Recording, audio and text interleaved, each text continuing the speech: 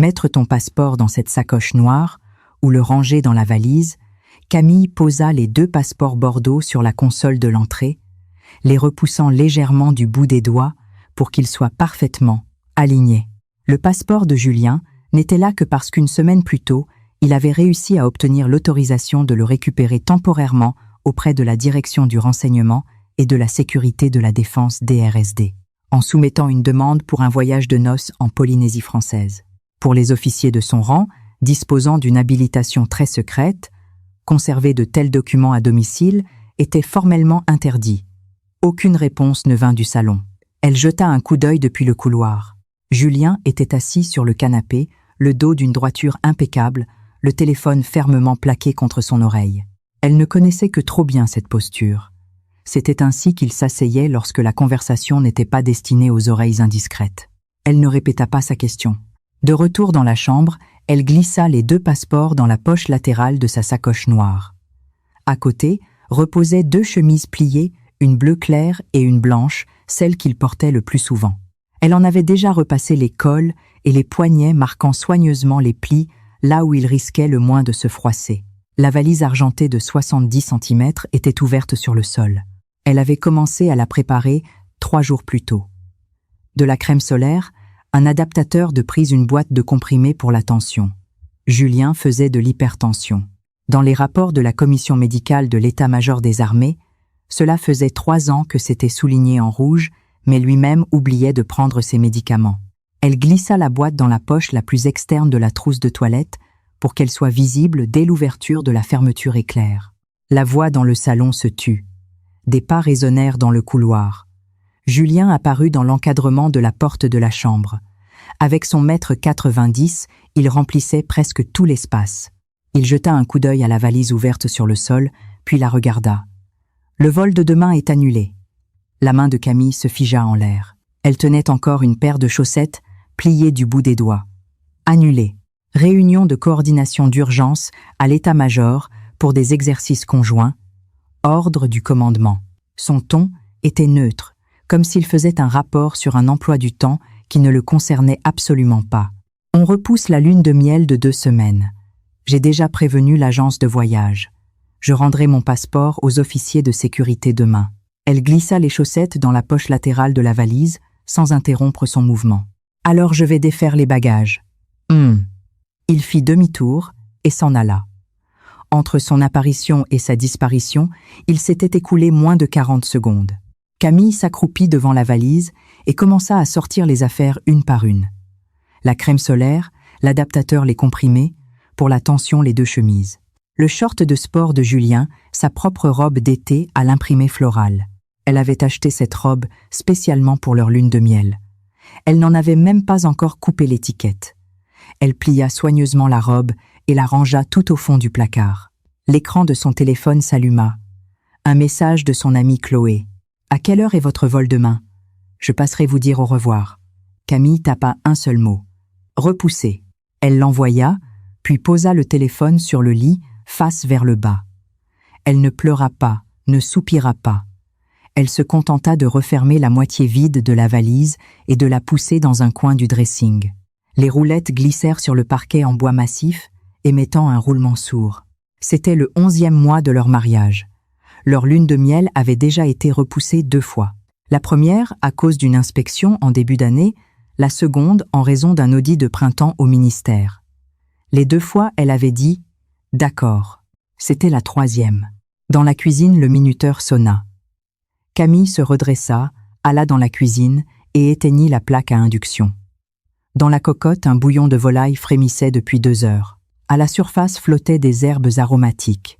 Elle retira l'excès de graisse avec une cuillère, versa le bouillon dans une assiette creuse et l'apporta jusqu'à la porte du bureau. Le dîner est prêt. Julien ne leva même pas la tête. Il se contenta de tourner la page du document qu'il tenait. Pose-le sur le bureau. Elle posa l'assiette sur le bord du bureau, dans la 3e section à droite. Là se trouvait un dessous de plat en silicone qu'elle avait acheté spécialement pour lui. Les bords du dessous de plat adhéraient parfaitement à la surface en bois. Quand elle l'avait acheté, elle avait minutieusement mesuré l'endroit où il posait habituellement sa tasse. Avant de quitter le bureau, elle regarda son dos. le t-shirt blanc, la ligne dure de ses omoplates. Il n'avait toujours pas posé les yeux sur elle. Elle ferma la porte. Le lendemain matin, Camille arrosait le ficus sur le balcon de leur appartement parisien. Le téléphone sonna. Un numéro inconnu avec l'indicatif parisien s'afficha sur l'écran. Elle décrocha. « Allô ? Bonjour, suis-je bien en contact avec l'épouse de Monsieur Julien Laurent ? Oui, c'est moi. Le service de réservation VIP Travel à l'appareil. Votre mari ne répondant pas, nous nous permettons de vous joindre sur votre numéro de secours. C'est à propos de votre départ pour les Maldives demain, le vol AF 258. Nous souhaitions confirmer le transfert privé en hydravion que vous avez commandé. » L'arrosoir dans la main de Camille s'inclina. L'eau déborda du pot et s'écoula dans les joints du carrelage du balcon. Les Maldives, pas la Polynésie. Un pays où les officiers d'actifs de son rang avaient l'interdiction stricte de se rendre sans autorisation spéciale. Vous avez parlé d'un départ demain. Oui, tout à fait.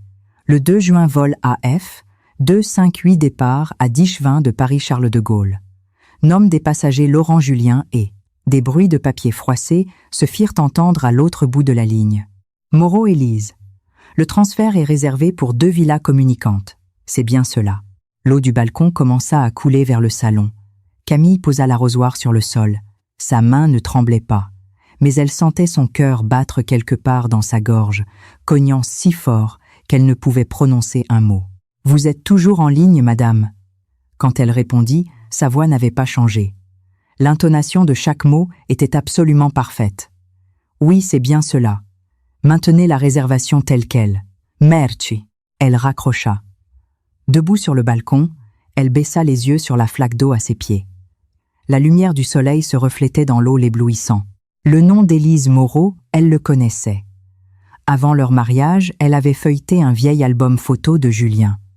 Sur les photos de lycée à côté de lui, se tenait une fille mince aux cheveux longs souriant doucement. Elle avait demandé qui c'était. Il avait répondu. Une amie d'enfance. Elle est partie à l'étranger depuis longtemps, et pas un mot de plus.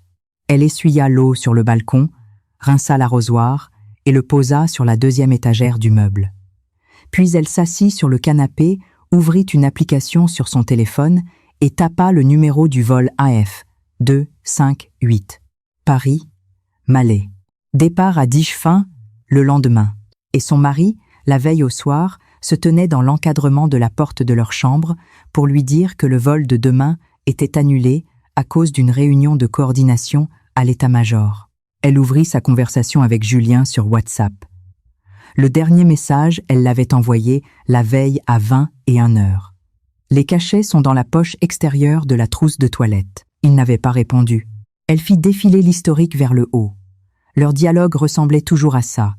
Elle écrivait 2 ou 3 messages et il répondait par un seul. Parfois c'était « parfois ». D'accord. Sa réponse la plus longue de la semaine passée avait été « Il y a une réception chez le général samedi après-midi. Prépare-toi ». Elle n'avait jamais vu le nom d'Élise Moreau dans son téléphone. Non pas parce qu'il le cachait bien, mais parce qu'elle ne vérifiait jamais son téléphone. Elle ne regardait pas parce qu'elle lui faisait confiance. Camille ferma WhatsApp et ouvrit l'application La Redoute. Le sac de plage en paille qu'elle avait commandé 3 jours plus tôt était déjà arrivé au point relais selon le suivi. Elle ne l'avait pas encore récupéré. Elle appuya sur le bouton « Demander un retour ». À 14h, elle sortit au supermarché. Dans le réfrigérateur, il restait 2 bouteilles de lait assez pour 3 jours et 5 œufs. Elle acheta une botte de persil, un morceau de comté, une barquette de tomates cerises et une boîte de cerises. Il adorait les cerises. Elle les lavait toujours et les mettait dans un bol en porcelaine blanche sur la table basse pour qu'il puisse en picorer en passant. En poussant son chariot dans le rayon des produits frais, elle avançait à la même vitesse que d'habitude. Il y avait la queue à la caisse. La femme devant elle fouillait longuement dans son porte-monnaie. Camille patientait. Son regard tomba sur les briquets suspendus près de la caisse. Elle se souvint de la façon dont il parlait au téléphone la veille. Son dos était parfaitement droit. Ce n'était pas la tension avec laquelle il s'adressait à ses supérieurs. C'était autre chose. Quelque chose qu'elle n'avait pas su nommer, mais qu'elle pouvait désormais identifier les épaules, légèrement haussées. Le corps se penchant légèrement en avant, comme pour se rapprocher de la personne à l'autre bout du fil. À cause de la distance, elle n'avait pas entendu le contenu, mais elle se souvenait de sa dernière phrase. « Je vais tout arranger. » Pas « je vais régler la question ». Pas « c'est noté ». Mais « je vais tout arranger ». C'était cette même phrase qu'il lui avait dite. Lorsqu'il faisait des travaux dans ce nouvel appartement du 15e arrondissement, elle avait dit qu'elle voulait des baies vitrées. Il avait répondu « D'accord, je vais tout arranger ». Et ses fenêtres avaient effectivement été installées. Elle pensait que cela témoignait de son attention pour elle. C'était son tour.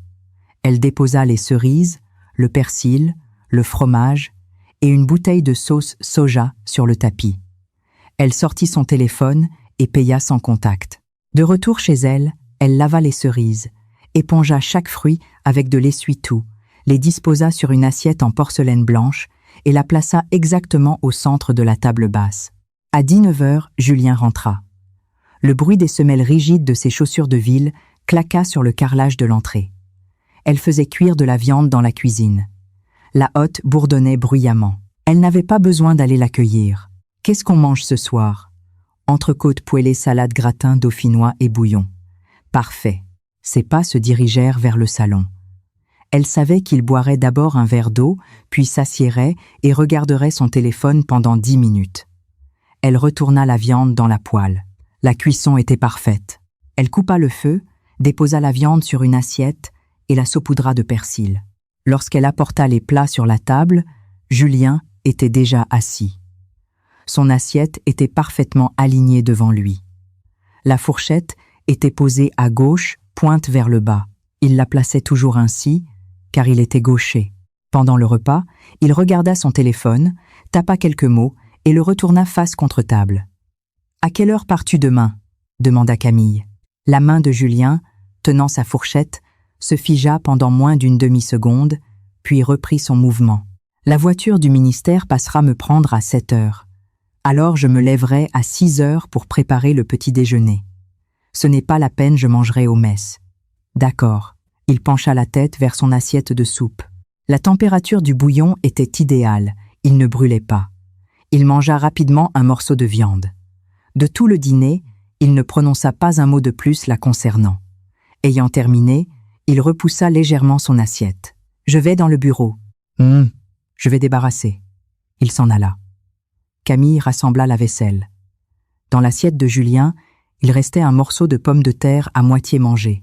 Elle le mit dans la sienne et lava son assiette à lui. L'eau coulait bruyamment. Ses yeux devinrent brûlants juste l'espace d'un instant, puis elle ouvrit simplement le robinet un peu plus fort. À 22h, quand elle sortit de la douche, Julien était déjà couché, tourné vers le mur. Sa respiration était régulière. En chemise de nuit, elle resta immobile près du lit pendant 3 secondes, puis souleva la couette et s'allongea sur sa moitié. Le lit mesurait 1,80 m de large. Au milieu, il y avait une frontière nette et invisible, non pas dessinée, mais creusée. Ils dormaient chacun dans leur creux et ne traversaient jamais cette limite. Elle se souvint de leur nuit de noces. Il l'avait serrée dans ses bras, mais une seule fois très brièvement, comme s'il exécutait un programme. Puis il avait dit « Dormons ». En 11 mois de mariage, le nombre de fois où il l'avait touchée pouvait se compter sur les doigts d'une main. Elle pensait qu'il était fatigué. Elle pensait que c'était la discipline et la retenue militaire. Elle pensait qu'avec le temps, tout s'arrangerait quand ils seraient moins occupés. Quand leur lune de miel aurait enfin lieu, quand ils auraient du temps rien que pour eux deux. Elle n'avait cessé d'attendre. Maintenant, elle savait où passait ce temps. Elle se tourna sur le côté et regarda son dos. La ligne droite de sa colonne vertébrale sous le t-shirt blanc, ses larges épaules, sa respiration régulière. Il dormait d'un sommeil de plomb. Le lendemain, à 7h, il s'habillerait et quitterait la maison. Il lui dirait qu'il partait pour l'état-major, mais en réalité, il se rendrait à l'aéroport en classe affaires pour voler vers les Maldives. C'était là son destin. Camille ferma les yeux, ses ongles s'enfonçant dans ses paumes. Elle sentait la douleur de la pression sur sa peau s'intensifier millimètre par millimètre. Elle cacha ses mains sous les draps. Son visage ne trahissait pas la moindre émotion. Petit matin, 5h40. Le ciel ne s'était pas encore éclairci. Camille se réveilla 20 minutes avant le réveil. Elle n'ouvrit pas les yeux. Le poids près d'elle se faisait encore sentir. Sa respiration conservait le même rythme. Elle attendit. 5h55. Il se retourna. Les ressorts du matelas grincèrent légèrement. Il se leva. Le bruit de l'eau dans la salle de bain. Elle restait allongée, les yeux fermés, et écoutait 2 minutes pour se brosser les dents. Le visage lavé, le bourdonnement du rasoir électrique. La porte de l'armoire qui s'ouvre et se ferme. Les pas quittant la chambre pour se diriger vers l'entrée. Elle l'entendit ouvrir le meuble à chaussures. D'habitude, il partait travailler en rangé ou en chaussures de ville strictes, mais aujourd'hui, elle reconnut le bruit de mocassins en cuir souple. Ces mocassins marrons décontractés qu'ils avaient achetés ensemble. À l'époque, le vendeur avait dit « Celles-ci seront parfaites pour les vacances ». Et lui, qui souriait si rarement, avait souri et lui avait dit « Alors on les prend ». Il ne les avait jamais portées. Il les mettait aujourd'hui. Le léger tintement de ses clés, puis le bruit de la porte blindée qui s'ouvre. Camille ouvrit les yeux. Le plafond était blanc. Une lumière gris-bleu filtrait par la fente des rideaux. La serrure cliqueta. Il était parti, sans dire au revoir, sans un j'y vais. Il n'avait même pas jeté un coup d'œil dans la chambre pour la regarder une dernière fois. Elle resta au lit, fixant le plafonnier. Elle avait installé cette lampe elle-même, en comparant sur Internet les paramètres de température de couleur chez 7 ou 8 vendeurs, choisissant celle qui se rapprochait le plus de la lumière naturelle. Parce qu'un jour, il avait dit « La lumière dans la maison est trop jaune ». En 11 mois de mariage, tout ce qu'elle avait fait l'avait été dans le but de rendre sa vie plus confortable. Les étiquettes collées sur les boîtes, dans le frigo, ses chemises triées du clair au foncé par ses mains, les dossiers sur son bureau réarrangés par elle pour qu'il puisse les attraper plus facilement. Le dosage de ses cachets pour la tension, elle s'en souvenait mieux que lui. Et sa propre lune de miel, il l'avait offerte à une autre femme. Camille s'assit sur le lit. Elle ne pleura pas. Elle prit le téléphone sur la table de chevet, ouvrit l'application d'Air France et entra le numéro du vol AF 258. Statut du vol, enregistrement terminé. Il était impossible de voir les informations des passagers, mais l'heure de départ était écrite noir sur blanc d'X20. Il était actuellement 6h10. Il avait menti. Elle se leva et alla dans la salle de bain. Le visage dans le miroir était pâle, les lèvres desséchées. Elle ouvrit le robinet et se lava le visage à l'eau froide. Quand l'eau glacée toucha sa peau, elle remarqua un cheveu sur le bord du lavabo long noir, pas le sien. 3 mois plus tôt, elle s'était teinte en châtain foncé. Elle fixa ce cheveu pendant quelques secondes, puis prit un mouchoir en papier, le ramassa et le jeta à la poubelle. 6h30. Elle se tenait dans la cuisine et se faisait cuire du riz. L'eau s'était évaporée, le riz était devenu blanc et collant. Elle n'y ajouta ni beurre, ni sel.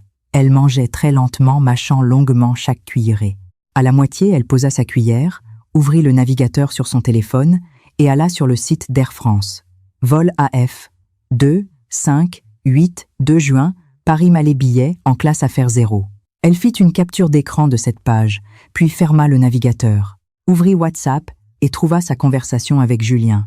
Le tout dernier message restait celui qu'elle avait écrit la veille au soir. Les cachets sont dans la poche extérieure de la trousse de toilette. Il n'avait rien répondu. Elle posa le téléphone sur la table, finit son riz, lava la vaisselle, essuya le plan de travail de façon à ce qu'il ne reste pas une seule goutte d'eau. Sur la table basse du salon, dans l'assiette blanche de la veille, reposaient les cerises lavées. Hier soir, il n'avait pas mangé un seul fruit. Elle se tint au milieu du salon et contempla cet appartement. 100 mètres carrés dans le 15e arrondissement, l'appartement de leur mariage. Pendant les travaux, elle avait pris 1 mois de congé sans solde. Chaque jour, elle venait superviser les ouvriers. Elle avait mis 2 jours à choisir les rideaux du salon au BHV pour qu'ils bloquent la lumière sans rendre la pièce lugubre. Elle avait déplacé le canapé 3 fois, jusqu'à ce qu'il soit parfaitement dans l'axe de la télévision. Sous la table basse, elle avait installé elle-même une étagère supplémentaire pour y ranger ses revues militaires préférées. Dans chaque détail, il y avait sa trace à elle. Mais dans cet appartement, il n'y avait aucune photo d'elle. Pas dans l'entrée, pas dans le salon, pas dans le bureau. Seulement sur la table de chevet dans la chambre, il y avait un cadre qu'elle avait tourné face contre table parce que c'était leur photo de mariage et qu'il trouvait que l'exhibé était trop ostentatoire. Elle s'approcha, souleva le cadre. Sur la photo dans sa robe de mariée blanche, elle souriait de toutes ses forces. Ses yeux s'étaient plissés en demi-lune. Lui, dans son uniforme de cérémonie très imposant, regardait droit l'objectif. Sur ses lèvres, un demi-sourire à peine perceptible. La distance entre eux, l'épaule de Camille, était pressée contre le bras de Julien, mais le bras de Julien ne faisait aucune tentative pour l'enlacer en retour. Elle reposa le cadre sur la table de chevet, face vers le bas. 9-0. Elle était assise sur le canapé. La télévision était allumée, mais sans le son. Le téléphone reposait à côté d'elle. 9-15. Le téléphone s'alluma. Un message de Julien. Arrivé à Ballard. Je rentrerai tard ce soir. Elle fixa ce message. Elle tapa. D'accord. Elle l'envoya. Sur l'écran apparurent les 2 coches bleues du statut lu. Rien de plus. Elle posa le téléphone et regarda la télévision muette. Qu'est-ce qu'il montrait sur la chaîne d'information? En continu. Un reportage sur un sommet économique européen. Des gens en costume intervenaient à la tribune. Les sous-titres défilaient trop vite. Il est arrivé à Ballard.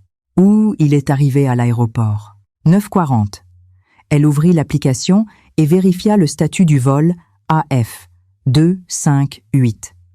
Embarquement terminé. Heure de départ prévue 10h20. En ce moment, il devait être assis dans le salon VIP du terminal de Roissy, à côté d'Élise Moreau. Peut être qu'il buvait un café, peut être qu'il souriait de ce sourire qu'elle n'avait jamais vu. Ou peut être qu'il disait à cette femme des mots qu'il ne lui avait jamais dit à elle. Par exemple, « Tu m'as manqué ». Par exemple, « Ça fait longtemps ». Ou peut être qu'il ne disait rien. Ils étaient juste assis côte à côte tout près. Camille se leva, alla dans la salle de bain et ouvrit le robinet. L'eau coula sur ses mains. Elle était froide. Elle plaça ses 2 mains sous le jet, écartant les doigts, laissant l'eau couler entre eux. Une boule se formait dans sa gorge. Elle n'avait pas envie de pleurer. C'était quelque chose de plus sourd, comme si quelqu'un avait posé une dalle de pierre sur sa poitrine. Ce n'était pas douloureux. C'était juste impossible de respirer. Elle ferma, l'eau s'essuya, les mains retourna dans le salon et se rassit sur le canapé. La télévision montrait toujours une image muette, une maison muette.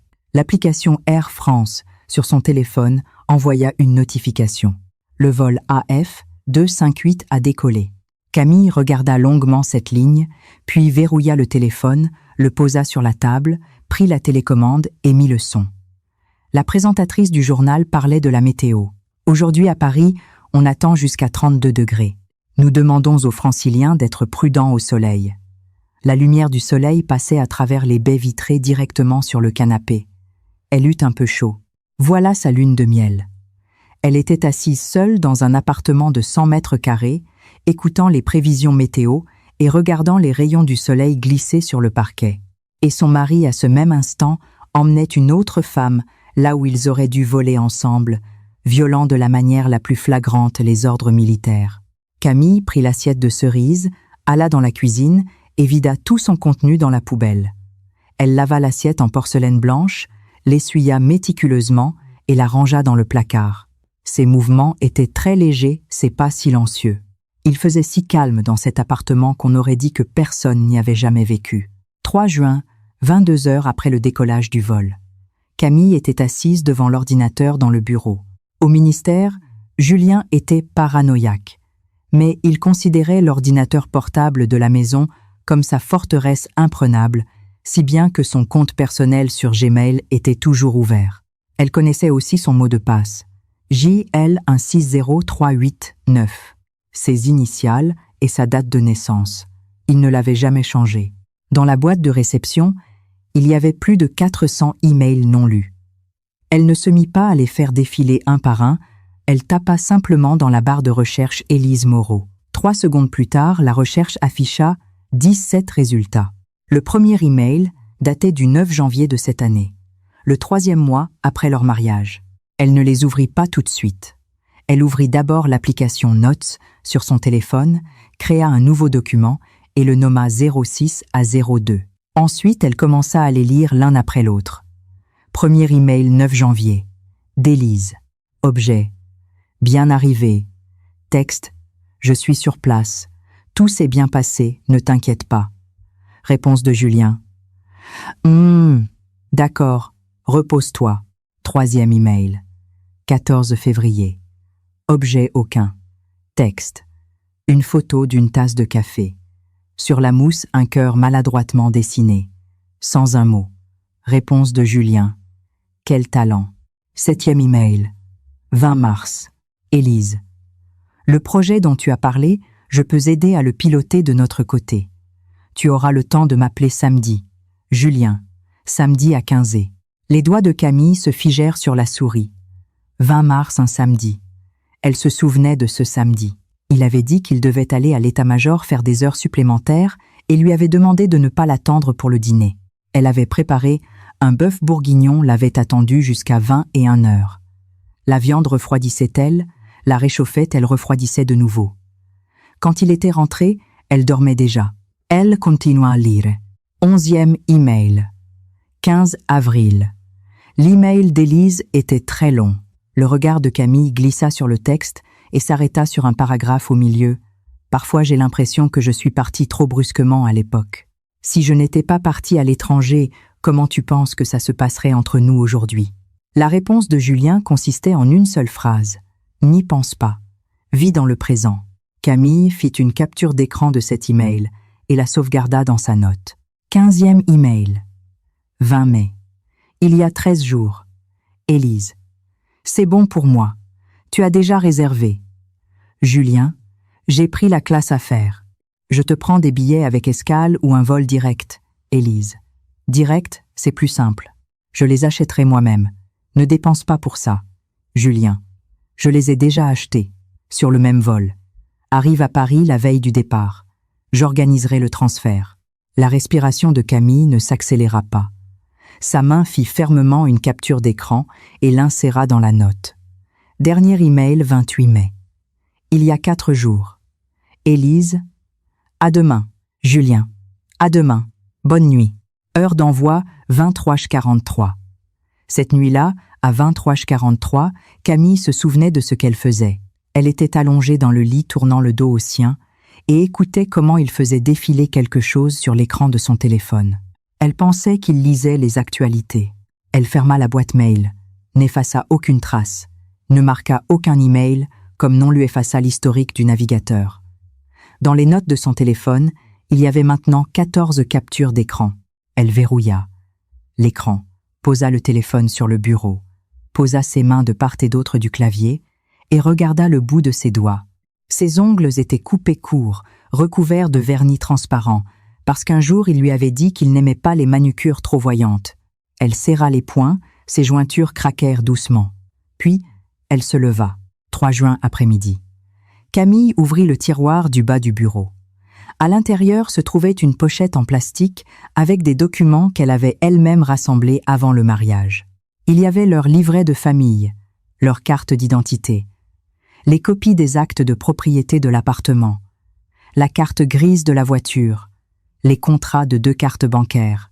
Elle sortit toute la pochette, la posa sur le bureau et commença à trier les documents un par un. Acte de propriété. Propriétaire, Julien Laurent. Carte grise. Propriétaire, Julien Laurent. Carte bancaire, 2. L'une était la sienne liée à son salaire, l'autre était pour les dépenses du foyer. Émise au nom de Camille, mais rattachée au numéro de téléphone de Julien pour recevoir les notifications par SMS de la Société Générale. Arrivée à la fin, elle trouva un document qu'elle avait presque oublié. Un contrat de dépôt à terme au Crédit Agricole, 30 000 € sur 1 an, date d'échéance 1er juillet. C'étaient ses économies d'avant le mariage. En se mariant, elle les avait transférées sur un compte annexe lié à la carte commune. À l'époque, elle considérait cela comme une preuve de confiance. Maintenant, elle devait les récupérer. Elle ouvrit l'application du Crédit Agricole, entra son mot de passe, accéda à la section des placements. Il restait 28 jours avant l'échéance. Une clôture anticipée signifiait la perte des intérêts sur 3 mois. Elle cliqua sur « Clôture anticipée ». Le système afficha un avertissement « Confirmez la clôture ». En cas de clôture anticipée, vous perdrez environ 300 € de revenus d'intérêt. Elle appuya sur « Confirmer ». 29 700 €. Délai de crédit le lendemain. Ensuite, elle ouvrit le compte de la carte commune. Solde 4 200 €. Sur cette somme, 1 500 € représentait le montant que Julien transférait mensuellement pour les besoins domestiques communs et le paiement des factures. Le reste, c'était l'argent qu'elle avait économisé en prenant des missions de traduction en freelance. Elle transféra la totalité des 4 200 € sur son propre compte personnel. Ensuite, elle désactiva la fonction de virement instantané Paylib pour cette carte. Et pour finir, elle alla dans les paramètres et supprima le numéro de téléphone de Julien du système d'alerte SMS. Ces 3 étapes accomplies, elle regarda l'heure. 14h10 CEP. Elle avait encore du temps. 3 juin 15h. Camille composa un numéro. « Chloé, tu es là. »« Oui. Qu'est-ce qui se passe ? Vous n'êtes pas censé être parti en lune de miel. »« On n'est pas parti. Tu peux parler. Je suis chez moi. Pourquoi t'as une voix bizarre ? » ?»« J'ai besoin de ton aide. Dis-moi.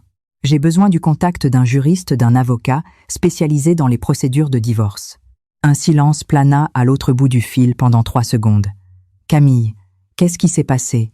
Trouve-le, s'il te plaît. De préférence, quelqu'un qui a déjà traité des affaires de divorce impliquant des militaires. Ok. Camille, tu vas bien. Quand j'aurai fini, je te raconterai tout. » Elle raccrocha. Chloé la rappela 1h30 plus tard. « J'ai trouvé.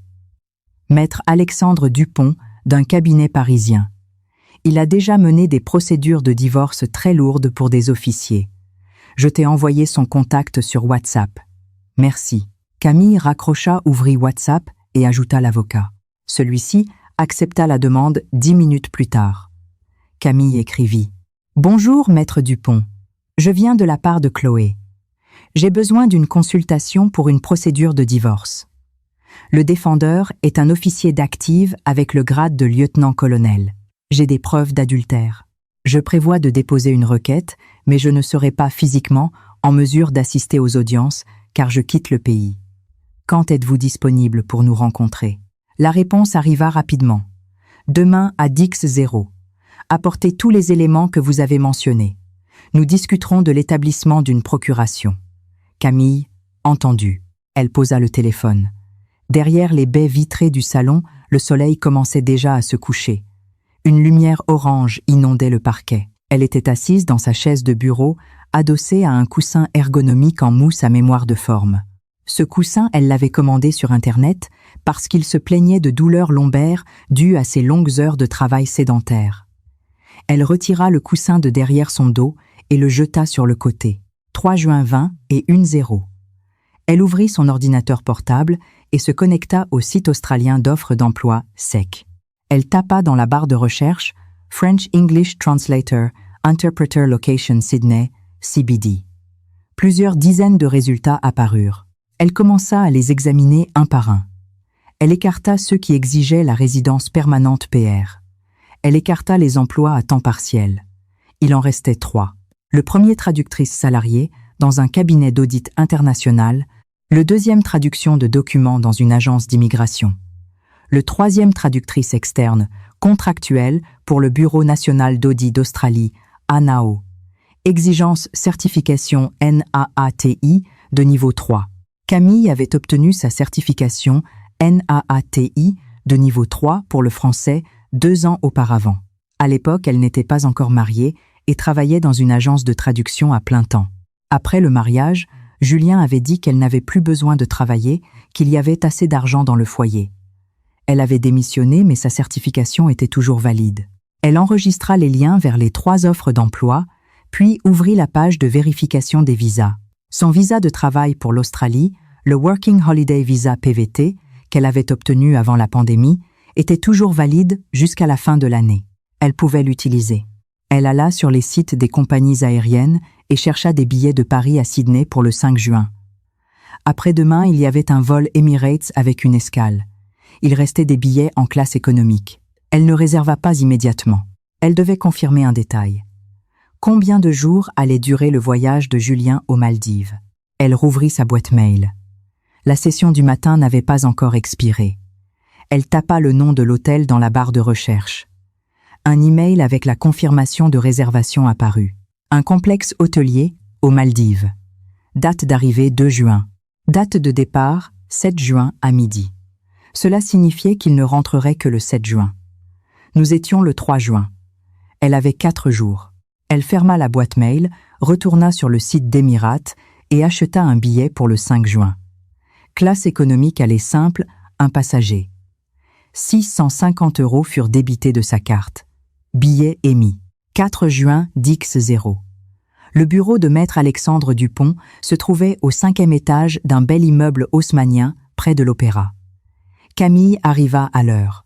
Maître Dupont avait la quarantaine, les cheveux courts et parlait vite. Il parcourut tous les documents qu'elle avait apportés. Les impressions des captures d'écran des emails.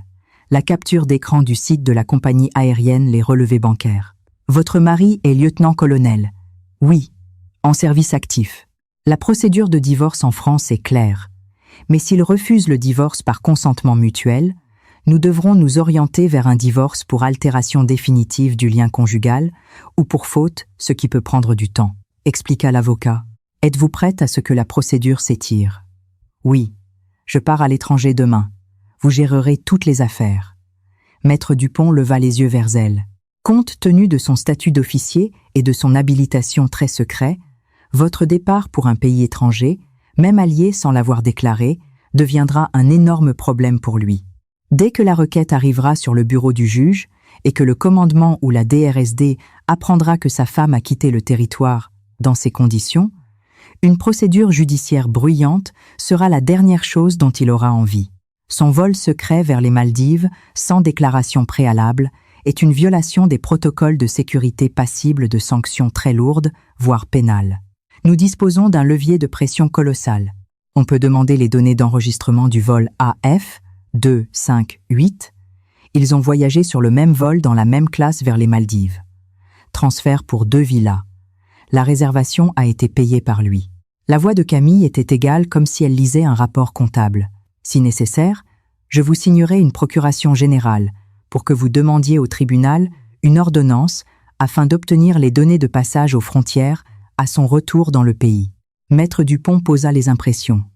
Vous êtes parfaitement préparé. Très bien. Elle sortit de son sac un formulaire de procuration imprimé. J'ai préparé le projet hier. Regardez s'il n'y a pas de problème de formulation. L'avocat prit le papier, le parcourut des yeux. Le coin de ses lèvres tressaillit. Ce n'était pas un ricanement, mais plutôt de l'étonnement. Il n'y a aucun problème. Signé. Camille signa. Sa signature était ferme et nette. Le paiement de vos honoraires. Un paiement unique. Elle sortit son téléphone et ouvrit son application bancaire. Par virement immédiat. C'est parfait. Un signal sonore confirma le virement des provisions. Maître Dupont rangea la procuration dans un dossier. Je déposerai la requête le 8 juin. Le tribunal lui enverra une notification après son retour. Vous devez être préparé au fait que lui ou ses supérieurs essaieront de vous contacter pour étouffer l'affaire. Je le sais. Camille se leva et passa la bandoulière de son sac sur son épaule. Merci, maître. Nous restons en contact. Elle partit. 4 juin après-midi. De retour chez elle, Camille sortit du dressing, la fameuse valise argentée de 70 cm. Cette fois, elle ne préparait des affaires que pour elle-même. Il n'y en avait pas beaucoup. Quelques t-shirts, 2 jeans, une veste légère. À Sydney, en juin, c'est l'hiver, il fallait prendre quelque chose de plus chaud. Elle fouilla dans son placard. La majeure partie de ses vêtements d'automne et d'hiver avaient été achetés avant le mariage. Les coupes étaient déjà démodées, mais c'était mettable. Elle ouvrit l'armoire de la salle de bain, sortit ses articles de toilette, brosse à dents crème pour le visage eau micellaire, sa plaquette de pilules contraceptives. Elle regarda la plaquette, il restait 11 comprimés. Depuis le tout début de leur mariage, elle seule prenait des précautions. Julien n'avait jamais même posé de questions à ce sujet. Elle jeta la plaquette dans la poubelle. Son passeport. Elle alla dans l'entrée, ouvrit la poche latérale de la sacoche noire. À l'intérieur, il n'y avait qu'une seule carte d'identité. Le passeport de Julien, évidemment. Il l'avait secrètement pris avec lui le 2 juin lors de son départ. Elle prit son passeport elle l'ouvrit. Il était encore valide pour 3 ans. Quand elle referma la valise, 1/3 de l'espace restait vide. Toute sa vie ne parvenait même pas à remplir une valise de 70 cm. 4 juin 20 0. Camille nettoya l'appartement une dernière fois. Pas pour lui, mais par habitude personnelle, en quittant un endroit, il faut le rendre à son état d'origine. Elle nettoya la cuisine 2 fois, jeta du réfrigérateur tout ce qui pouvait pourrir, ne laissant que la bouteille de lait non ouverte et quelques œufs. Elle ferma le sac poubelle et le sortit. La table basse du salon brillait de propreté. L'assiette en porcelaine blanche trônait à sa place habituelle, vide. Dans le bureau, elle ne prit que son certificat NAATI et quelques dictionnaires. Elle ne toucha même pas à ses documents à lui. L'ordinateur était éteint et repoussé à sa place. Dans la chambre, elle fit le lit à la perfection. La couette pliée sans un pli, les oreillers alignés. Le cadre photo sur la table de chevet, couché face vers le bas. Elle hésita une seconde, puis le retourna face vers le haut, qu'il le voie quand il rentrera. Enfin, elle se tint dans l'entrée et changea de chaussures. L'étagère supérieure du meuble à chaussures était à elle, l'inférieure à lui. Ses propres chaussures étaient déjà emballées si bien que son étagère présentait désormais 4 compartiments béants. Elle sortit son trousseau de clés, le badge Vigic de l'immeuble et les 2 clés de l'appartement. Elle posa son trousseau sur la console, tout contre sa sacoche noire. À côté des clés, elle posa autre chose, le livret de famille. Elle l'ouvrit sur la page comportant leur nom et le sceau de la mairie face vers le haut. Elle ne laissa rien d'autre. Ni mots, ni SMS, ni explication. 5 juin 6-0. Un VTC l'attendait déjà devant les grilles de la résidence. Camille sortit de l'immeuble avec sa valise argentée. Les roulettes roulaient sur les pavés. Leur cliquetis semblait particulièrement sonore dans le silence matinal. Elle monta dans la voiture. « Où allons-nous ?»« À l'aéroport de Roissy, s'il vous plaît. » Quand la voiture sortit de la résidence, elle regarda dans le rétroviseur extérieur vers ce bâtiment. 18e étage. 3e fenêtre. La baie vitrée de leur salon. Les rideaux étaient tirés. De l'extérieur, on ne voyait rien. Elle détourna le regard et fixa la route. Le téléphone s'alluma. Un message de Julien. « La réunion va s'éterniser jusqu'au soir. Ne m'attends pas pour le dîner. » Il continuait d'envoyer de tels messages même maintenant. Depuis les Maldives dans un complexe hôtelier, il entretenait toujours le mensonge de sa présence à l'état-major. Camille regarda la ligne de texte. Son pouce plana au-dessus de l'écran une seconde. Elle tapa « D'accord ». Elle envoya. Ensuite, elle alla dans les paramètres, trouva la conversation avec Julien et activa le mode sourdine. Elle alla sur son profil et changea sa photo, remplaçant la fleur de camélia blanche par une photo sans visage d'une forêt d'automne. La ville défilait par la fenêtre. Les embouteillages matinaux n'avaient pas encore commencé. Il y avait peu de voitures. À l'horizon, une bande de lumière blanche et éclatante apparut. Le soleil ne s'était pas encore complètement levé. Camille rangea son téléphone dans son sac. Son vol partait à 9h. Dans environ 24 heures avec l'escale, elle atterrirait à Sydney. Il serait 23h heure locale. Elle avait réservé une auberge de jeunesse près de l'aéroport pour la première nuit à $80 australiens. Elle n'avait dit à personne où elle allait. Chloé savait seulement qu'elle devait partir. L'avocat aurait son futur numéro australien, mais elle ne l'avait pas encore acheté. Elle l'achèterait à son arrivée. En ce moment précis, à 8000 km d'elle aux Maldives, Julien était probablement assis au bord de la piscine ou prenait son petit déjeuner avec Élise Moreau ou dormait encore. Il ne savait pas qu'elle n'était plus dans cet appartement. Il ne savait pas que le compte joint avait été vidé. Il ne savait pas que l'avocat préparait déjà la requête en divorce. Il ne savait pas que lorsqu'il rentrerait des clés sur la table, un livret de famille ouvert et une armoire à moitié vide l'attendraient. Il ne savait rien. Il pensait qu'elle l'attendait toujours à la maison comme durant tous ces 11 mois passés. À préparer le dîner, repasser les chemises, essuyer les tables pour qu'il arrive et dise « Camille s'adossa au siège et ferma les yeux. C'était la dernière fois qu'elle se réveillait dans le silence matinal de cette ville. Le taxi s'engagea sur l'autoroute Aoun vers l'aéroport. 7 juin, 20h10. Julien inséra la clé dans la serrure et tourna. La lumière de l'entrée n'était pas allumée. Il appuya sur l'interrupteur. La lumière jaillit, éclairant la console vide. Sur la console reposaient des clés. Son regard se figea une demi-seconde. C'était son trousseau à elle. Le badge magnétique et les clés de l'appartement reliées par un cordon blanc qu'il n'avait jamais vu auparavant. Le trousseau était soigneusement posé à côté de sa sacoche noire et à côté reposait un petit carnet bleu. Il le prit. Le livret de famille ouvert sur la page, portant le tampon officiel. Julien resta immobile avec le livret dans les mains pendant 5 secondes. Camille. Personne ne répondit. Il enleva ses chaussures et traversa le salon à grands pas. Le canapé était vide. Sur la table basse immaculée se trouvait une assiette blanche vide. La télévision était éteinte. Camille. Personne dans la cuisine. La plaque de cuisson était essuyée sans laisser la moindre trace d'eau. Il ouvrit le réfrigérateur presque vide. Seulement une bouteille de lait et quelques œufs. Dans le bureau, l'ordinateur était éteint. Les dossiers étaient à leur place, mais sur la 2e étagère du meuble, il manquait quelques livres. Il entra dans la chambre. Le lit était fait à la perfection. La couette lisse les 2 oreillers placés symétriquement. Il ouvrit l'armoire. La moitié gauche, la sienne, tout était à sa place. La droite, la sienne à elle vide. Pas totalement vide. Il restait quelques vêtements dont il ne parvenait pas à se souvenir. Mais la plupart des étagères laissaient voir le bois nu. Il ouvrit les 3 tiroirs du bas. Plus de sous-vêtements ni de pyjama. Il se retourna et regarda la table de chevet. Le cadre photo avait été retourné. Face vers le haut. Leur photo de mariage. La mâchoire de Julien se crispa. Il sortit son téléphone et composa son numéro. Le téléphone de votre correspondant est éteint ou ne se trouve pas dans une zone de couverture. Il rappela encore une fois.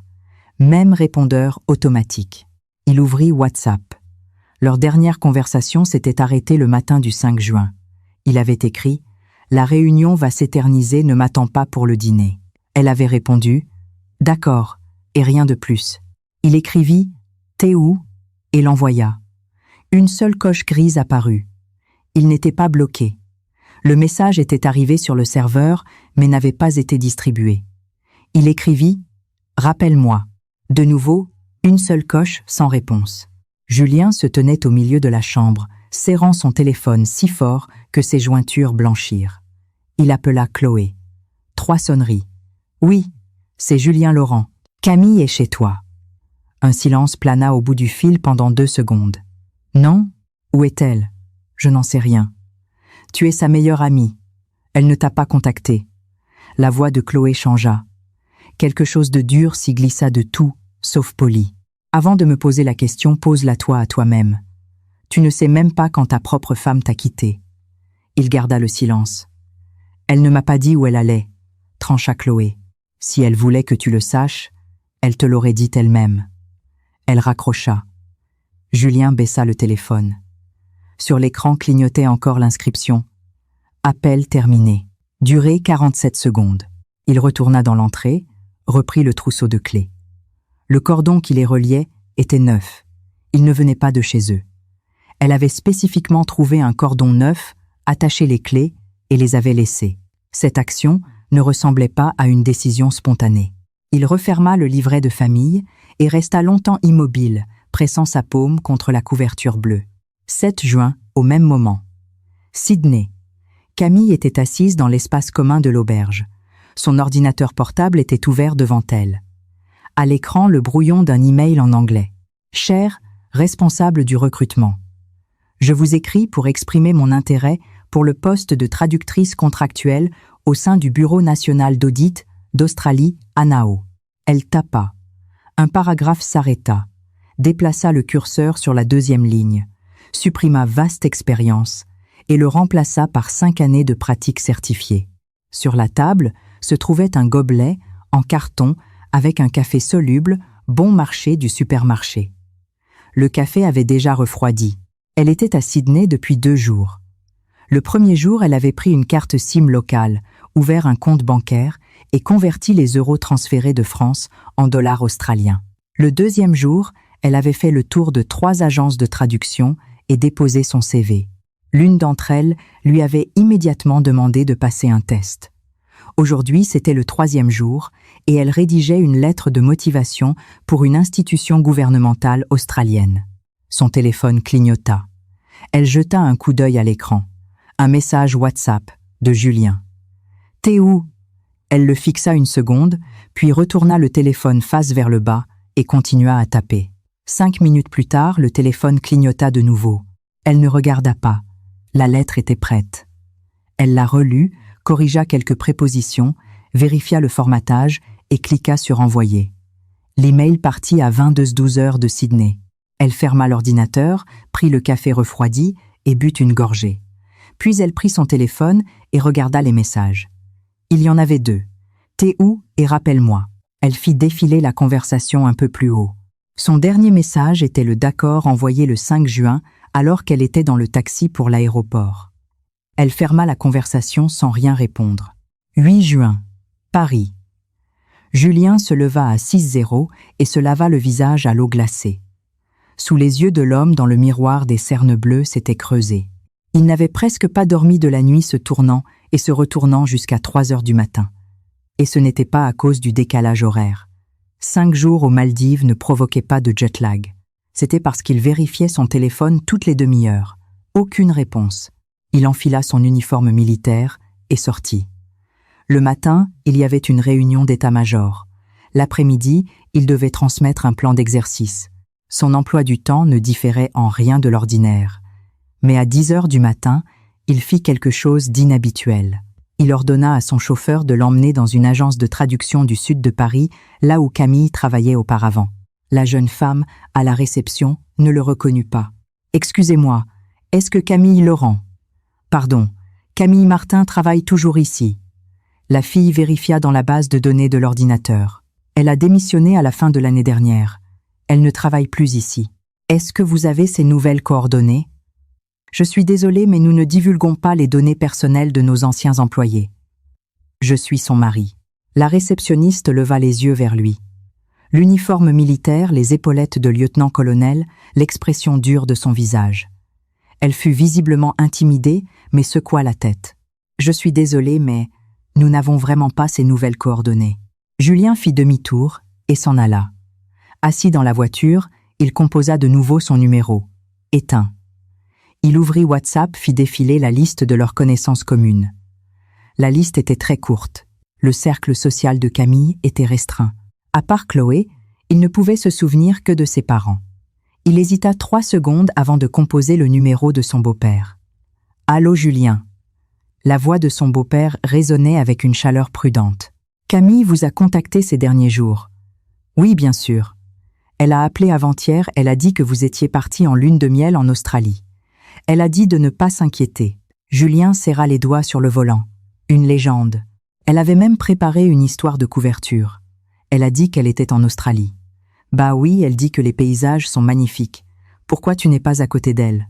Si je suis à côté d'elle, c'est juste que la connexion est mauvaise. Je lui dirai de vous rappeler plus tard. Il raccrocha. L'Australie. Il resta assis sur la banquette arrière, regardant son téléphone. Il ouvrit le navigateur et chercha Vols Paris, Australie, ces derniers jours. 9 juin. Sydney. Camille entra dans un immeuble de bureau sur Martin Place. L'agence Collinsberg, où elle avait passé le test la veille, l'avait invitée pour un entretien. Son interlocutrice était une Australienne d'une 50aine d'années, aux cheveux courts et aux lunettes rouges qui parlait très vite. « Vos résultats au test écrit sont excellents. Précision de 98%. C'est le meilleur résultat de tous les candidats de cette session. Mais j'ai une question. » Camille était assise en face d'elle, le dos parfaitement droit, les mains jointes sur les genoux. Votre CV indique que vous avez la certification NAATI, mais aucune expérience professionnelle durant la dernière année. Pourquoi? Pour des raisons personnelles qui sont désormais résolues.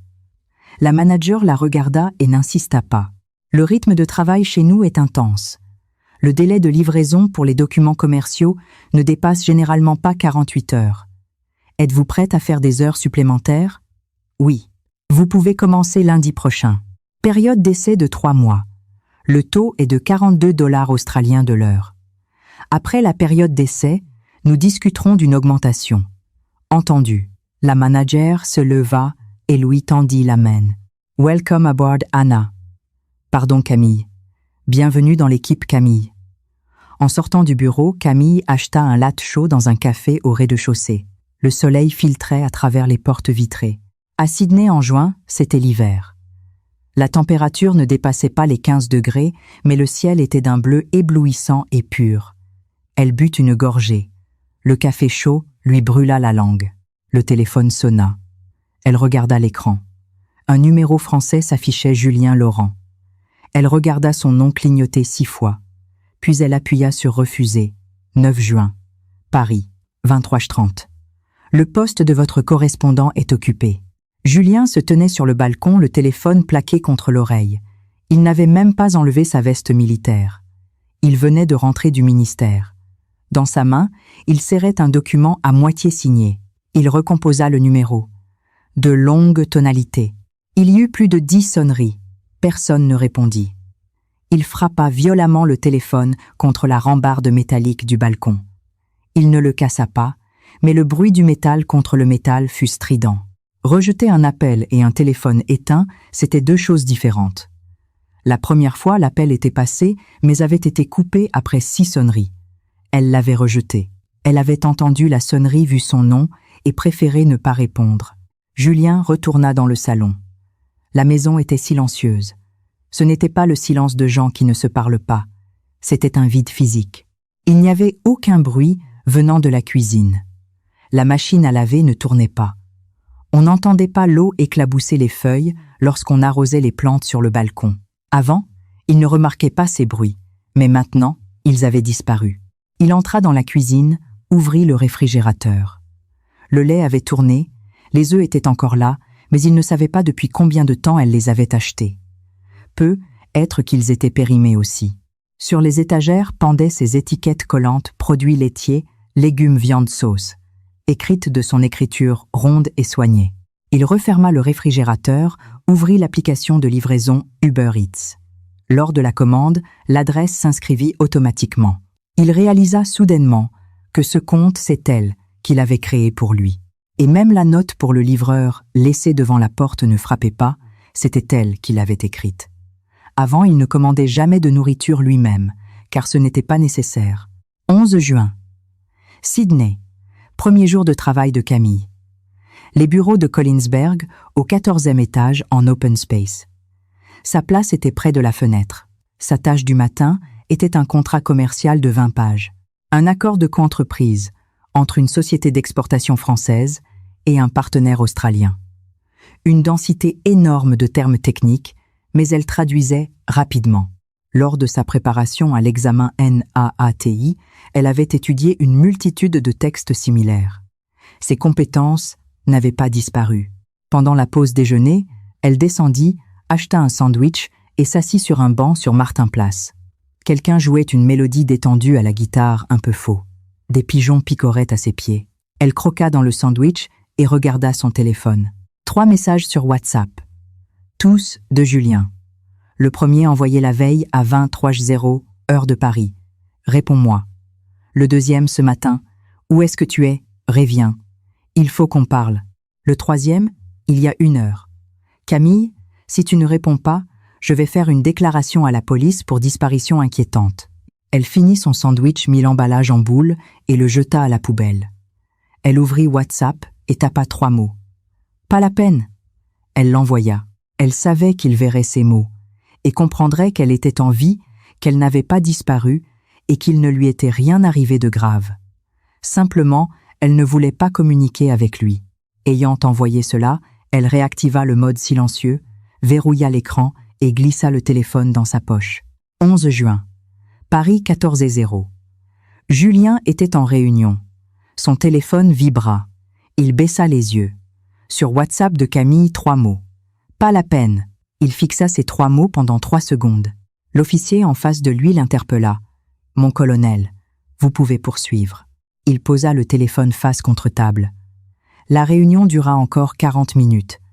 Son regard était rivé sur les documents, mais il tournait les pages visiblement plus lentement. Quand tout le monde fut parti, il resta assis. Son adjoint s'attarda dans l'encadrement de la porte. « Chef, on repousse la coordination sur le terrain à demain. » « Oui. » L'adjoint partit. Julien reprit son téléphone. Pas la peine. Pas la peine pour la police. Pas la peine de chercher. Pas la peine de s'inquiéter. Ce ne sont pas tes affaires. Il n'avait jamais reçu de telles réponses de sa part auparavant. En 11 mois, Elle n'écrivait que « D'accord, je t'attends ». Jamais plus de 3 mots, mais chaque mot était docile et complaisant. Maintenant, il y avait aussi 3 mots, mais leur sens était devenu l'opposé. Il commença à taper. « Rentre immédiatement à la maison ». Son doigt se figea au-dessus de la touche d'envoi. Ayant attendu 2 secondes, il effaça le texte et tapa « Il faut qu'on parle ». 1 minute s'écoula. 2, 5, 10. Pas de réponse. Il alla sur son profil. La photo était une forêt d'automne. Avant, c'était une fleur. Il quitta le profil et y retourna, comme pour vérifier si elle l'avait supprimé de ses contacts. Ensuite, il fit autre chose. Il ouvrit l'application de la Société Générale, voulant transférer de l'argent sur la carte commune. Au milieu de l'opération, le système afficha une erreur. Le compte n'est pas disponible pour les virements instantanés. Il réessaya. L'erreur se répéta. Il appela le service client de la banque. 3 minutes plus tard, on lui répondit « Bonjour, je souhaite connaître le statut de la carte. Propriétaire Camille Martin. Numéro de carte. Êtes-vous le titulaire du compte ? Non, je suis son mari. Je suis désolé, mais nous ne communiquons pas d'informations à des tiers. Le titulaire doit nous contacter personnellement. » Il raccrocha. Les virements étaient désactivés. Cela signifiait que la carte n'était plus du tout liée à lui. Son numéro avait été dissocié. Il ne pouvait ni transférer d'argent, ni vérifier le solde. Quand avait-elle fait ça ? Il essaya de reconstituer la chronologie. Cela s'était produit quelque part avant le 5 juin, à l'époque où elle était encore à la maison. Quand elle se tenait devant lui et disait « D'accord », elle était déjà en train de dissocier son numéro. Julien posa le téléphone sur le bureau, croisa les doigts et y appuya son front. Il ferma les yeux. Dans le bureau, sur le dessous de plat en silicone, il n'y avait rien. 13 juin, Sydney. Camille reçut une invitation à un entretien au Bureau national d'audit, l'ANAO. L'email arriva à 9h du matin. L'entretien était fixé au lundi à 14h. Exigence à porter l'original de la certification NAATI, des exemples de traduction et 2 lettres de recommandation. Lettres de recommandation. Elle pouvait en demander une à son ancien patron de l'agence de traduction parisienne. Pour la seconde, elle réfléchit ouvrit.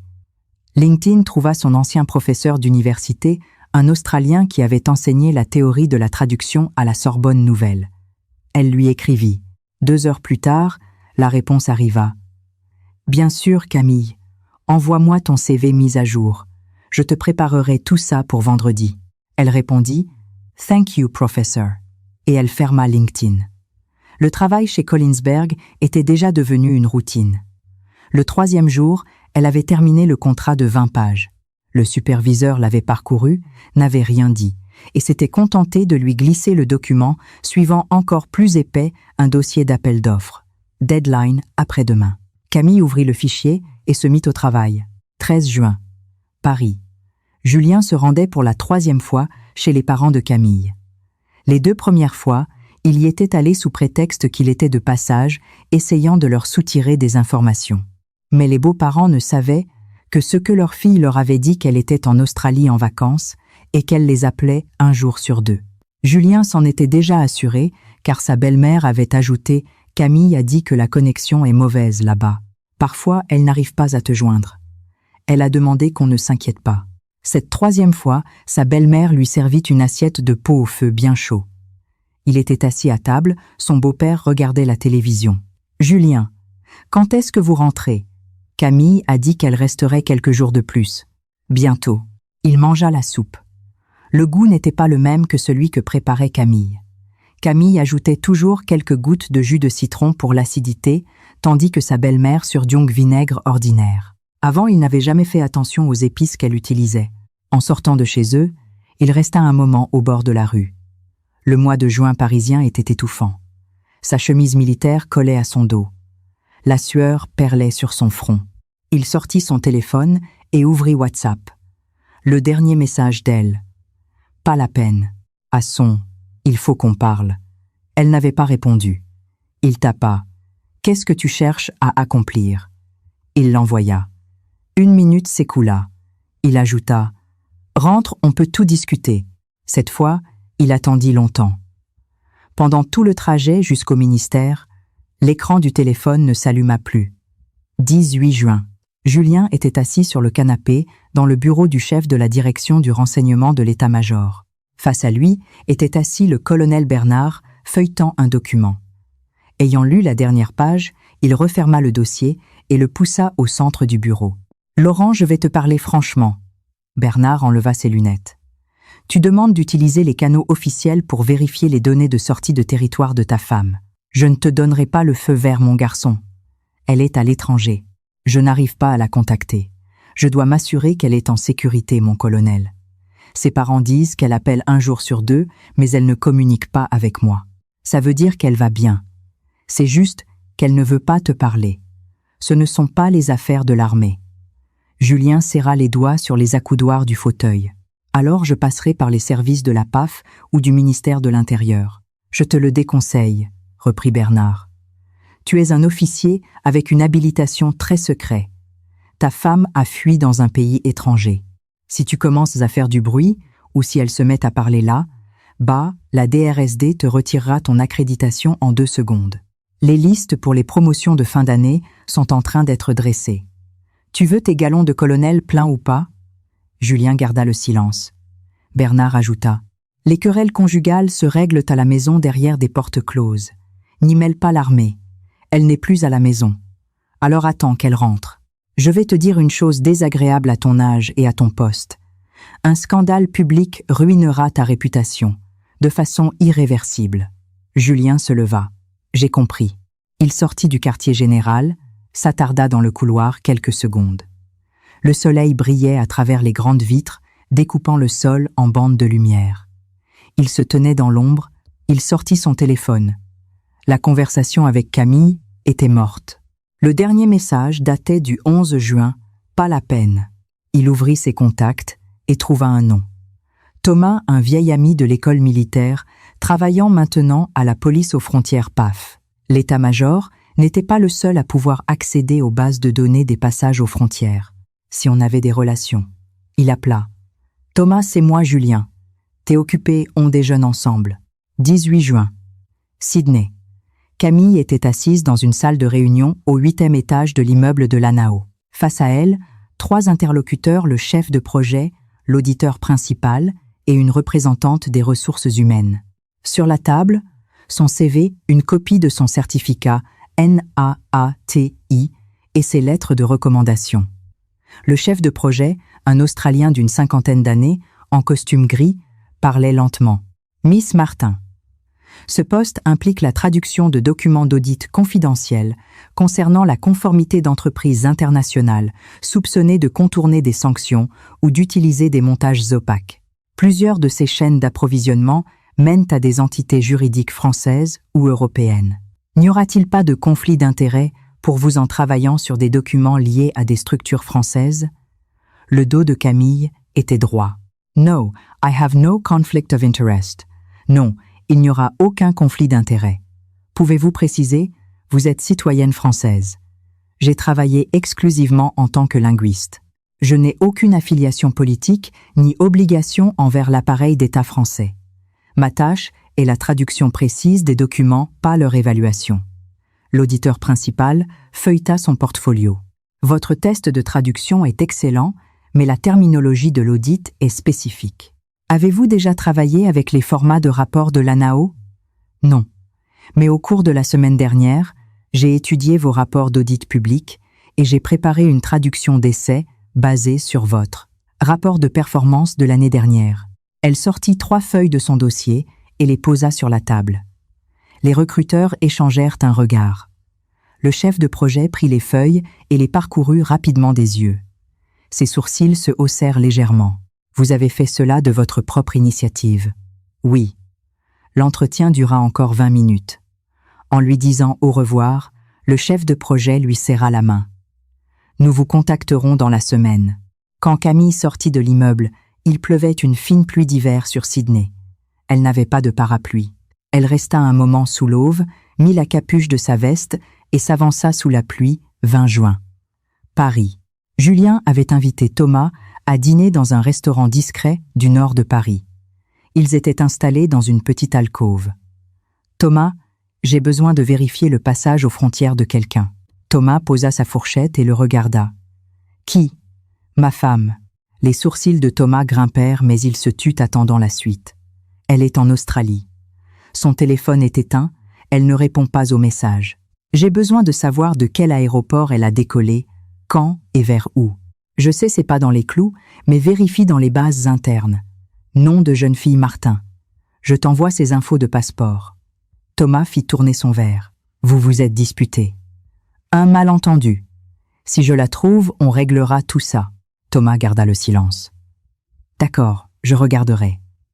Mais sache que le système enregistre toutes les requêtes maintenant. Je ne pourrai te donner que les données de sortie du territoire. Je ne pourrai pas suivre ses déplacements à l'étranger. J'ai juste besoin des infos de vol. Laisse-moi 2 jours. 22 juin. Thomas envoya un SMS sur le numéro personnel de Julien. Martin Camille Passeport, numéro, départ 5 juin de CDG. Destination Sydney, vol Émirats via Dubaï. Classe Eco, un passager. Le 5 juin, le 4e jour de son séjour aux Maldives. Le jour où elle était partie. Un passager classe Eco. Il était assis dans son bureau fixant l'écran. Par la fenêtre, on entendait les cris des soldats sur la place d'armes. Et 1 et 2. Le matin du 5 juin, il lui avait envoyé un message. La réunion va s'éterniser, ne m'attends pas. Et elle avait répondu « D'accord ». Et ensuite, elle était partie à l'aéroport.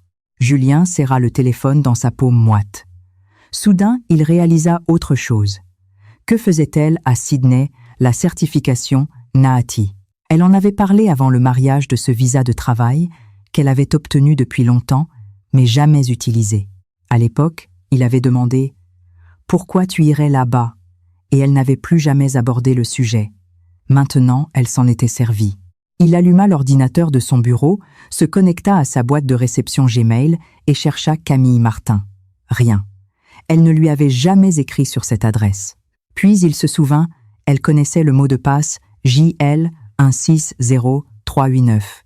Il le lui avait dicté lui-même, et il ne l'avait jamais changé. Il ouvrit brusquement l'onglet « Activité récente du compte ». Historique des connexions, 3 juin 13h42. Adresse IP, Paris. Fournisseur Orange. Internet à domicile. 3 juin 14h08. Adresse IP Paris. Internet à domicile. 2 connexions dans l'après-midi du 3 juin avec un intervalle de 26 minutes, à 1 heure où il n'était pas chez lui. Le dos de Julien se couvrit de sueur froide. Il n'avait pas besoin de deviner ce qu'elle y avait vu. Toute la correspondance avec Élise Moreau était là. Les réservations d'hôtels, les discussions sur les vols. Elle avait tout lu. Ce n'était ni des rumeurs, ni des suppositions. Elle avait tout lu de ses propres yeux, et après cela, elle n'avait fait aucune scène, n'avait pas pleuré, ne l'avait pas appelé pour l'accuser. Elle avait retiré son argent, dissocié son téléphone de la carte bancaire, trouvé un avocat, acheté un billet pour Sydney et était partie. Et tout cela avait été fait en l'espace de 48 heures entre le 3 et le 5 juin. Pendant ces 48 heures, elle avait même répondu à ses messages « D'accord. » Julien se leva brusquement. La chaise de bureau recula d'un demi-mètre. Le crissement des roulettes déchira le silence du bureau. Il s'approcha de la fenêtre, appuya ses mains sur le rebord si fort que ses doigts en blanchirent. 23 juin. L'assignation en justice arriva. Requête en divorce.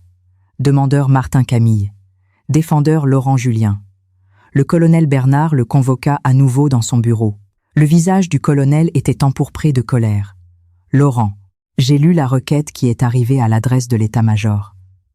Il jeta une copie du document sur le bureau. Julien prit les papiers. Représentant de la demanderesse, maître Alexandre Dupont. Motif altération définitive du lien conjugal, faute. Preuve billet pour le vol conjoint avec Meule Moreau et réservation d'hôtel et longue correspondance. Demande prononcée du divorce sans partage de patrimoine. Julien feuilleta les pages jusqu'à ce que son doigt s'arrête sur la liste des pièces à conviction, 14 captures d'écran, ces fameuses 26 minutes. Bernard déclara sèchement. La femme d'un officier habilité très secret part en Australie et lance de là, bat une procédure de divorce sordide en joignant des preuves de ton vol secret pour les Maldives sans déclaration préalable. La DRSD a déjà lancé une enquête sur ton dossier personnel. Tu comprends ce que ça veut dire. Julien ne leva pas les yeux. En fin d'année, tu ne seras pas sur les listes de promotion. Et tant que l'enquête est en cours, il n'est pas question de la moindre mutation. Comment comptes-tu régler ça? Je ne donnerai pas mon consentement pour un divorce à l'amiable. Je ferai traîner la procédure. Et tu ne feras qu'empirer les choses, aboya Bernard. Un procès bruyant avec la presse ou une fuite d'informations tuera ta carrière. Et la violation des protocoles de sécurité te mènera devant une cour martiale. Règle ça discrètement. 24 juin. Julien était assis sur le canapé, dans le salon plongé dans le noir. Devant lui, l'ordinateur portable était ouvert. Sur l'écran, le site d'Air France vole pour Sydney. Mais il n'achetait pas de billets, il ne pouvait pas partir. La sortie du territoire pour les officiers de son rang vers un pays hors Europe nécessitait une autorisation spéciale que personne ne lui accorderait en ce moment. Il était pris au piège. Savait-elle que ça se passerait ainsi? Il prit son téléphone, ouvrit WhatsApp et lança un appel vocal à Camille. 15 secondes d'attente. L'appel fut rejeté. Il écrivit « J'ai reçu la requête. Tu veux divorcer, rentre, on en parlera en face à face. » 1 minute plus tard, une réponse arriva en 3 mots. « Je ne rentrerai pas. » Julien. « Qu'est-ce que tu veux? Le juge nous donnera un délai de réflexion. La procédure va s'éterniser. Camille, je sais. Et ton commandement le sait aussi. Plus la procédure dure, plus les services de sécurité se poseront de questions. Elle savait. Elle connaissait le système. Elle savait qu'un procès public était la fin de sa réputation. Elle n'avait pas besoin de gagner le procès immédiatement. Elle avait juste besoin que cette affaire soit suspendue au-dessus de sa tête comme une épée de Damoclès. Julien posa le téléphone sur la table. La table basse était vide. Même l'assiette blanche n'y était plus depuis 1 semaine. Il l'avait rangée dans le placard. Il s'adossa au canapé et regarda le plafonnier. Avant, il se fichait de savoir qui l'avait vissé et de quelle couleur était sa lumière. Maintenant, il s'asseyait en dessous tous les soirs. 28 juin. Sydney. Camille reçut un email de l'agence australienne Anao. Une offre pour le poste de traductrice contractuelle. Contrat de 12 mois. Rémunération. 480 $ australiens par jour. Bureau à Sydney. Le service de sécurité avait terminé la vérification préliminaire. Elle cliqua sur « Accept ». Puis elle écrivit à son avocat. « Maître Dupont, j'ai obtenu un poste au sein du Bureau national d'audit d'Australie. Traduction d'audits internationaux. Cette information pourrait nous être utile. » La réponse de l'avocat arriva rapidement. « Excellent. Dès que la DRSD comprendra que la femme d'un officier travaille pour une structure gouvernementale d'un pays étranger, ils le forceront à signer les documents sur le champ juste pour étouffer le scandale. » Camille. Entendu. Par la fenêtre de sa chambre en colocation, il pleuvait. La semaine suivante, elle déménageait pour prendre un studio à 320 $ par semaine dans le quartier de Newtown à 7 minutes du métro. Elle ouvrit de nouvelles notes et écrivit « Plan de négociation 1. Ne pas accepter de conciliation. 2. Ne pas rentrer en France. 3. Exiger le divorce immédiat. 3 juillet. Visioconférence pour tentative de règlement amiable. Sur l'écran, une salle de réunion. Julien est assis à côté de son avocat. De l'autre côté de l'écran, une pièce à Sydney. Camille est assise à un bureau sur fond de mur blanc. Son avocat est en ligne via un autre canal. L'avocat de Julien commença. « Madame, mon client est prêt à vous offrir une compensation financière substantielle si vous acceptez de retirer votre plainte ou du moins de tout finaliser sans scandale. » « À la place de cela, » répondit Maître Dupont, « la demande de ma cliente est simple, le prononcé du divorce. Si vous acceptez, nous signons un accord amiable et elle renonce à toute prétention sur le patrimoine. » Julien ne quittait pas l'écran des yeux. Il regardait Camille. Elle avait maigri. Ses pommettes étaient plus saillantes, ses cheveux un peu plus courts. Elle portait un pull gris foncé à col roulé. « Camille. » Julien prit la parole. Sa voix était plus grave que d'habitude. « Est-ce qu'on peut se parler en privé ?»« Il n'y a rien qui doive être dit en privé, » répondit-elle d'un ton plat. La mâchoire de Julien se crispa. « Je reconnais que j'ai menti. Mais entre Élise et moi, il ne s'est rien passé de physique. Aux Maldives, on. » Camille le coupa. Du 2 au 7 juin. Le transfert a été réservé pour 2 villas communicantes. Il y a une porte intérieure entre les deux. J'ai vu la confirmation de l'agence de voyage. Un silence s'abattit sur la salle de réunion. L'index de Julien tressaillit comme s'il essayait de se retenir. « Camille, je peux tout expliquer. » « Tu n'as pas besoin d'expliquer. » Sa voix était cristalline. La fenêtre pour tes explications s'est refermée le 1er juin quand tu te tenais dans l'encadrement de la porte de la chambre et que tu me mentais au sujet de ta réunion. C'était ta seule chance. Ma seule exigence est celle-ci signe le consentement mutuel. Sinon le procès sera long. Et ton habilitation très secret en souffrira encore plus. Julien regardait l'écran. Je ne signerai pas. Oui, j'ai trébuché, mais ça peut se réparer. Ton mot de passe de boîte mail était JL 160389. Et pendant ces 26 minutes, j'ai lu toute ta correspondance. L'interrompit Camille. Ce que tu appelles trébucher, je l'ai lu du début à la fin. C'est tout. Nous attendons la décision du juge. L'écran s'éteignit. Camille s'adossa à sa chaise à Sydney. Ses doigts tremblaient légèrement. L'avocat lui dit « Il signera.